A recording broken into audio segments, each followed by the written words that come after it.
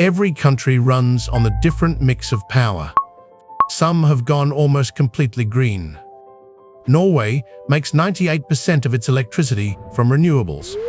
Nearly all of it is hydropower, pouring out of glacial mountains. Iceland goes further still. It runs on water and on the volcanic heat beneath its feet. Effectively, 100% clean. On the mainland, Germany has spent 2 decades on its energy transition. Today, more than half its power comes from wind and sun. But scale changes the story. China builds more solar panels and wind turbines than the rest of the world combined. And yet coal still anchors its grid because its demand is simply enormous. Now look at Brazil.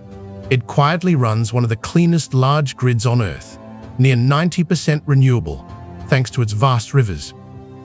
And India is racing. It is adding solar faster than almost anyone.